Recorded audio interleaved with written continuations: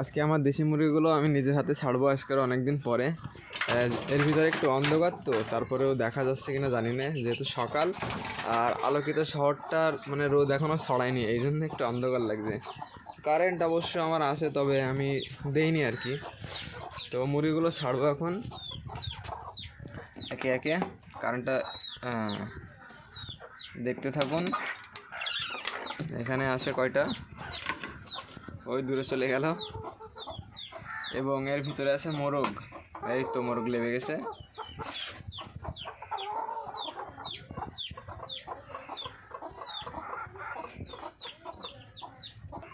যে এইটার ভিতরে আরো কিছু আছে আমার,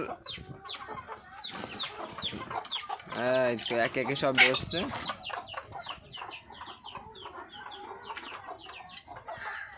আল্লাহ দিলে অনেকগুলো মুরগি আমার হয়েছে 1 বছরের ভিতরে। তো আমি এই মুরগিগুলো কিভাবে করলাম, আপনারা এই মুরগিগুলো কিভাবে তৈরি করবেন এবং কিভাবে এতগুলো মুরগি বাড়াবেন, তো সেই বিষয়ে আজকে কিন্তু কথা বলবো। যে আপনি আপনার মুরগিগুলোর যত্ন নেবেন। আপনি যদি আপনার মুরগিগুলোর রেগুলারভাবে যত্ন নেন, দেখাশোনা করেন, তাহলে অবশ্যই আপনার মুরগিগুলো ধাপে ধাপে বাড়বে।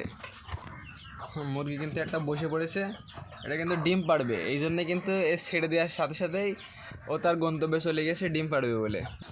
তো মুরগিগুলোকে আমি এই সকালবেলায় কিছু চাল দেব, ঠিক আছে?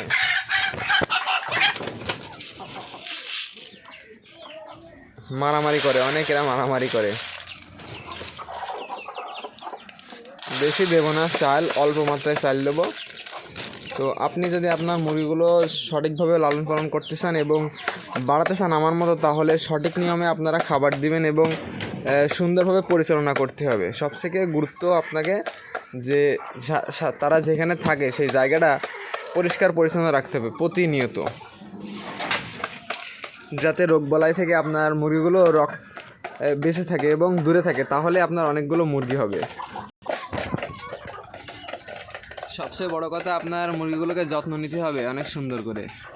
যে কারণে আমার এতগুলো মুরগি হয়েছে, আমি আমার মুরগি যেগুলো আছে সেগুলোকে অনেক যত্ন নিয়ে থাকি। 3 টাইম খাবার দেয় এবং ন্যাচারালভাবে তারা খেয়ে থাকে আশেপাশে। আপনি যদি আমার মতন এইভাবে মুরগি পুষতে চান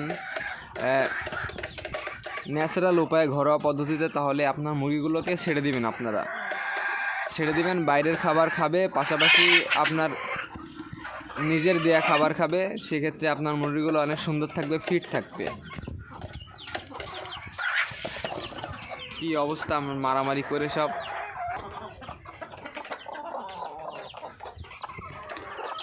দিয়েছিলাম খাবারে খেতে, কিন্তু ফেলাই দিয়েছে। এবার মাটি থেকেই খাচ্ছে, কিন্তু মাটি থেকে না খাওয়ানোটা সবথেকে ভালো, কারণ অনেক সময় জীবাণু থাকে এই মাটিতে। তো আমার মুরগিগুলো আপনাদের কাছে কেমন লেগেছে অবশ্যই জানাবেন। আর এই চ্যানেল থেকে শুধু মুরগির ভিডিও দেওয়া হয়, আপনি ছোটোখাটো অভিজ্ঞতা আমার কাছ থেকে নিতে পারবেন। যতটুকু আমি জানি ততটুকুই জানাবো। প্রতিনিয়ত আপনারা মুরগির আপডেট পাবেন এখানে। চ্যানেলে সাবস্ক্রাইব করে রাখবেন।